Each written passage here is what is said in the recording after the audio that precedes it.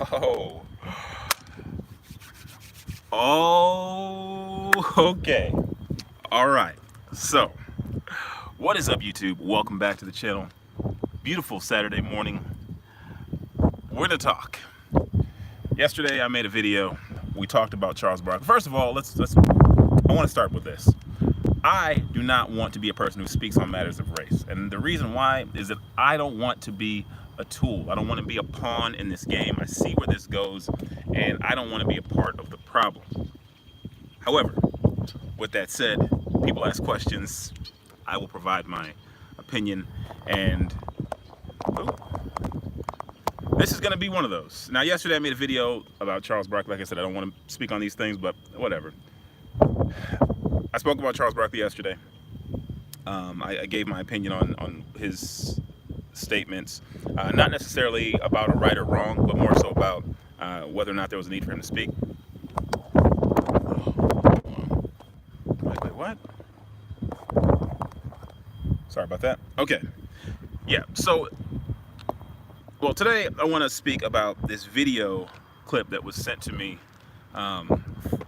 regarding Kentucky Attorney General Daniel Cameron. If you can't hear, I know there's only a couple people in here. If you can't hear me, let me know. But in this video, Tameka Mallory, so first of all, I did a bit of research, right? I looked into Tameka Mallory. I don't really know who she is, but it seems like she rose to prominence during Minnesota when they were, or Minneapolis when they were having the protests out there. She gave a really impassioned speech. Seemed to have really given her a lot of push. But she also is someone who I think started the women's movement or women's march or something like that. So she's somebody who's doing a lot of work, and I really respect what she's done, and I feel like she's got a very bright future ahead of her. I 100% respect a lot of the things that she says. Now, with that said, she made a statement that I thought was maybe a little bit too far regarding the Attorney General Daniel Cameron in Kentucky. So basically, what she came out and said, I'm sorry, this is like not comfortable. So basically, what she said was that Daniel Cameron, he came out, you know, he gave the information regarding the death of Breonna Taylor. He announced the results, said that no officers would be charged, and she essentially compared him to the black people who sold other black people into slavery, and she called him a sellout and she said what did she say? All our skin folk and kin folk. This common saying regarding, you know, black people who don't align with the best interests of black people. But I want to say, first of all, I looked into Cameron, where he came from, right? This is a guy who, first of all, he was not appointed Attorney General. He was not somebody who was given some type of agency. He didn't rise to prominence from being divisive or saying like wild and outlandish things like a Candace Owens or like a Brandon Taylor. Like, that's not what he does. He's a guy who had a regular background. He's an attorney. He came up under Mitch McConnell. He was actually Mitch McConnell's attorney at one point. And he ran as a Republican. He was elected to office. He's the first of all, he's the first African-American Attorney General in the state of Kentucky. He's the first Republican in the state of Kentucky to have that position in like 60 years or so. I'm sorry if this wind is out of control. I just wanted to get out the car. I found the statement that she made a bit problematic. Not because it wasn't, you know, there's obviously passion behind it. This is a big decision. But my whole thing has always been, I don't criticize, I criticize the job of police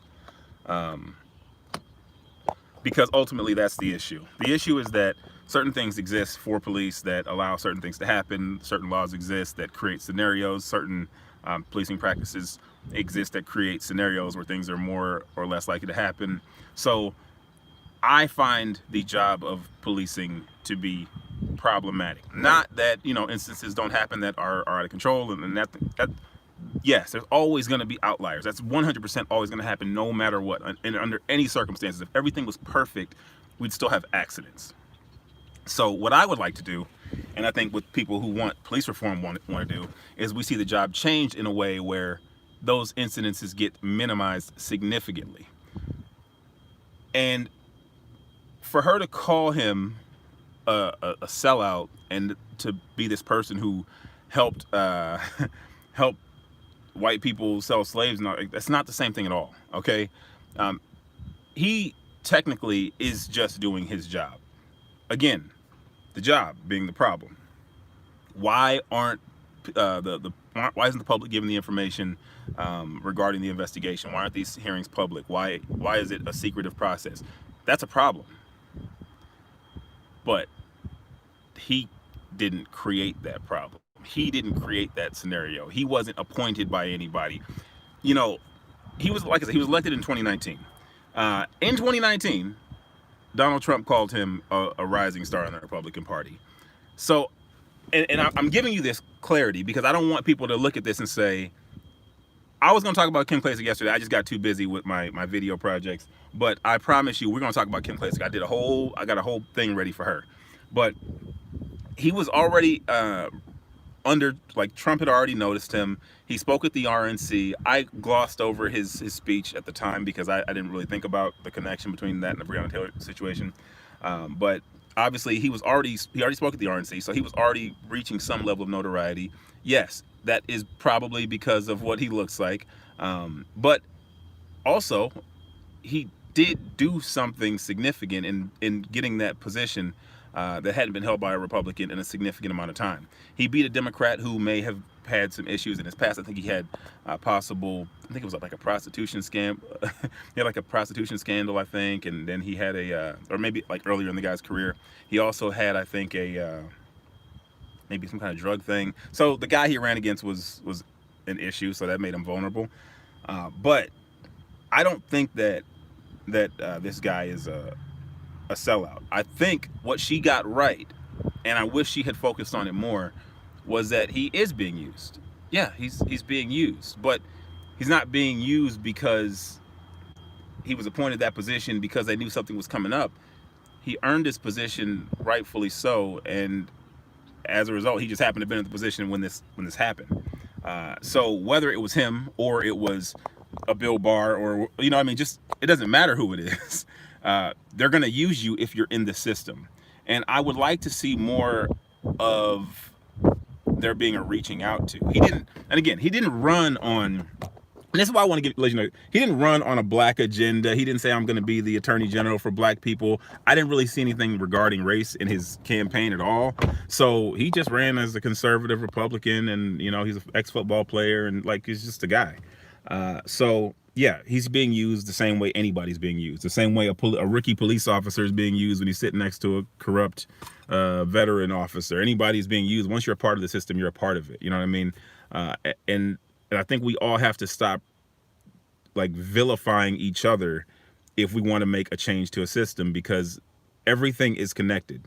Everything is connected, man. Like you can say Starbucks is racist, but you got a contract that takes out the trash at Starbucks, and you're just a guy who's a black guy who's got a nice contract. Like, I'm supposed to withdraw from my relationship because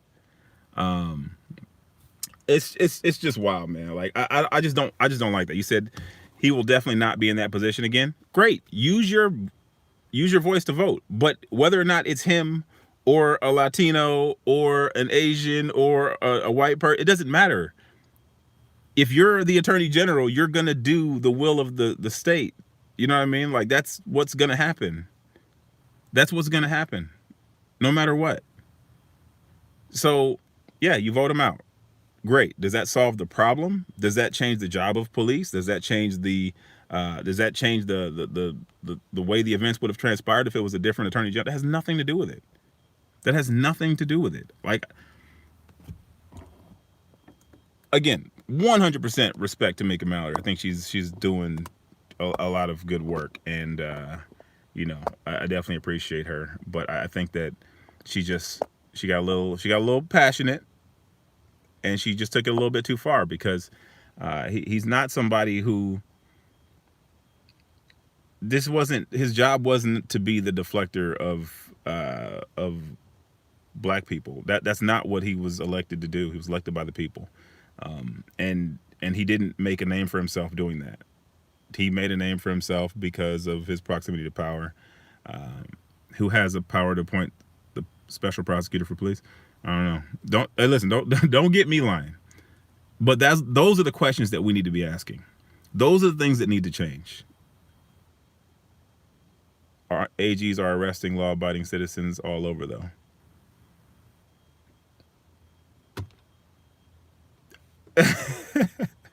What what do you want me to do about that?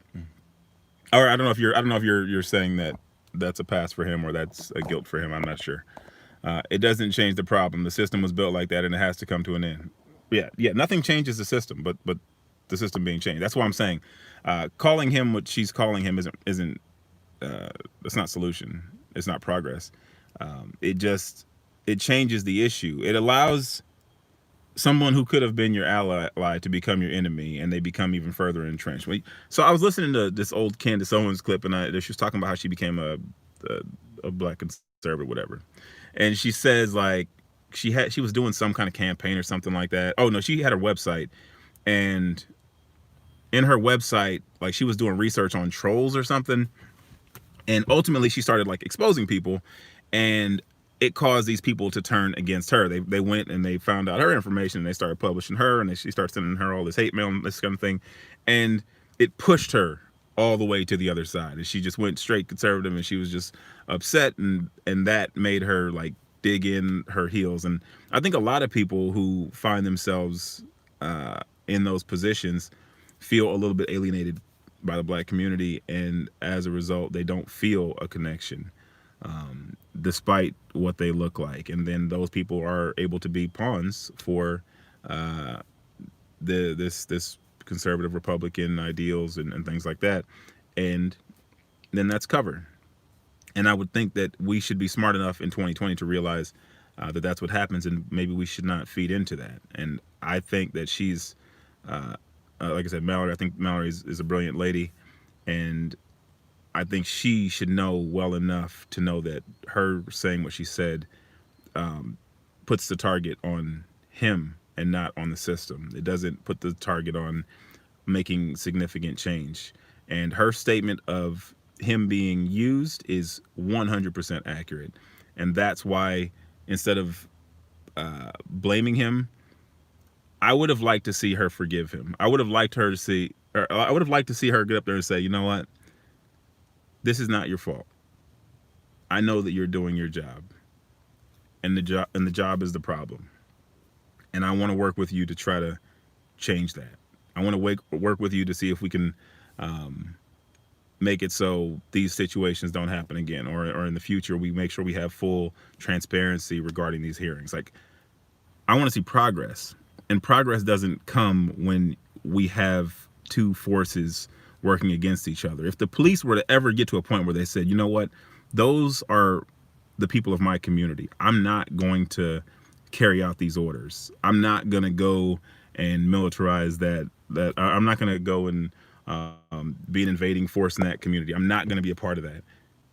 That's when the people up top start getting concerned, because all of a sudden they can't put us against each other. And I think that she's just a smart enough person to know that what she said feeds into that narrative. And even though it hurts and it's difficult, he's not the reason for any of this. Like, if he were to come out of there after a couple of days and say, you know what, this process is rigged, they're hiding information, whatever, they'll fire him, or he'll resign, and then someone else will take the job.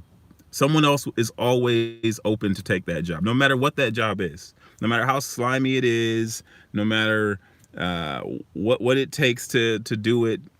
They don't care. They're going to be paid well. They're going to be elevated, and there's someone who's willing to come up out the mud and say, you know what, this is a better situation than what I'm in right now. I'll take it. Did you see the girl arrested for not wearing a mask? The white lady at the football game? Yeah, I saw that. They're locking up people for opening a business. The cops are corrupt. Yes. But attacking the attorney general isn't going to solve that.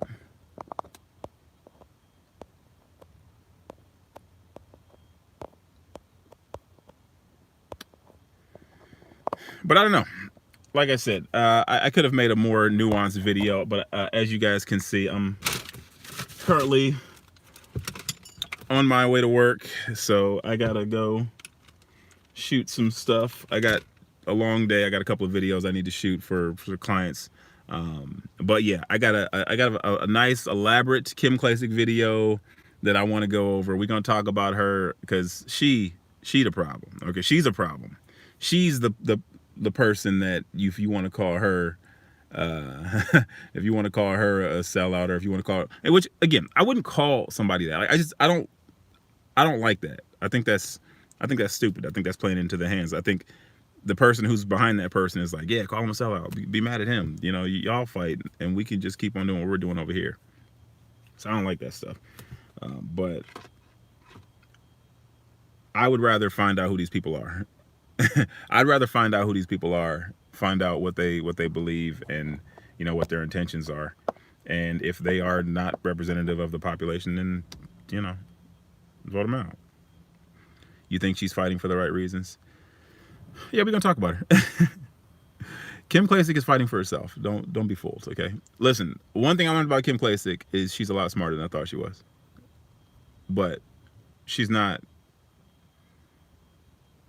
She's just an interesting lady. She's a lot, yeah, but she's definitely a lot smarter than I thought she was. But she's the same thing. Okay. She is. Yeah, she's basically what she's doing. She was somebody who intentionally attacked Elijah Cummings because of his role in what was it? Because of his role in again, I don't have my notes, but she intentionally attacked Elijah Cummings. She was going for his seat. That got her some attention from Fox. From there, I think President Trump got wind of it. She kind of saw that, and then she came back with this viral ad attacking the city of Baltimore, despite some factual inaccuracies. We'll say she took creative liberty, and that allowed her to, rather than go for a seat locally where she would actually have influence to change the things that she's talking about, she was really always positioning herself to try to get a national seat. Like she's just made a big leap. She's like, I could have been mayor, I could have been city council. She's like, no, I'm going for Senate. Like that's what I said. She's smarter than I thought she was, because she's not really going to have the power, or at least the position she's running for wouldn't give her the power to affect the change that she's saying she's trying to get. She's doing it for herself, and that's fine. Again, smarter than I thought she was, but I'm not fooled into thinking that she's this altruistic spirit who wants to make the world a better place. She's looking out for numero uno. Definitely could be a problem in politics for sure. Yeah. So don't believe the hype, man. Don't believe the hype. She's smarter than Candace Owens, I'll tell you that. That's what I do know, because I would have thought, oh no, she's just a lady. She's just trying to get some attention. Like, no, she's got a plan, and her plan's gonna work either way, because whether she wins or loses, she's already in the national conversation. Like, The View should have never had her on. She needs to be ignored, but they're giving her a platform. You got to have that attitude. That's why she's getting on Trump and the Republicans' good side, so she can get elected by bringing manufacturing work. Lots of nuance to her deal. But she's talking about trash in the streets of Baltimore. I'm just saying, like, I hear what you're saying. She's playing chess, no doubt. But she's not trying to do what she pretends she's trying to do. She's not trying to change Baltimore. She's trying to get on. And she's trying to. That's why I said it's a brilliant move. Like, for real, I would like to talk to her off camera, because she's like, either her or whoever she's talking to, somebody gave her some real good game, and she's on her way. But I think she's gonna find herself in a position where she's just gonna be a pawn too. Like, these people don't have agency. Agree to disagree? Fair enough.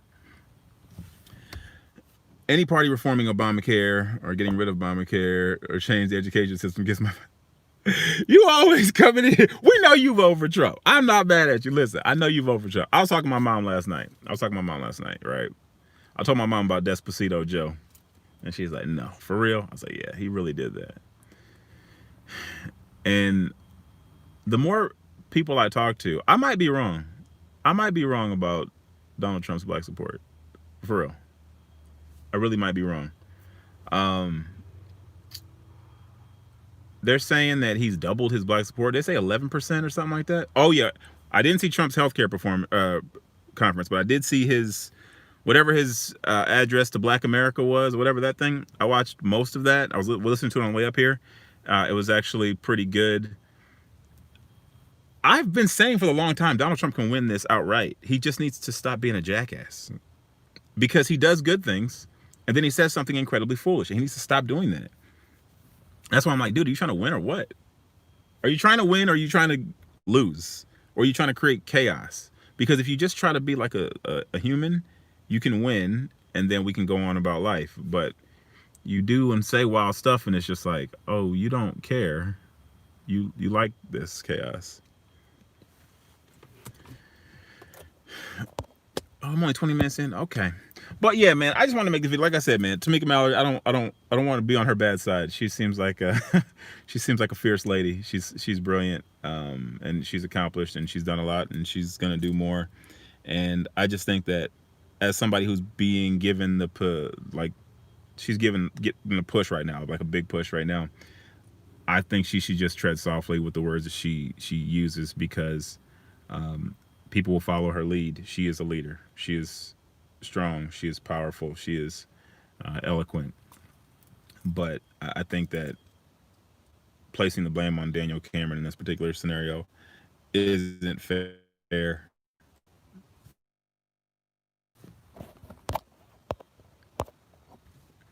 Executive order on pre-existing conditions. Yeah, that's a joke.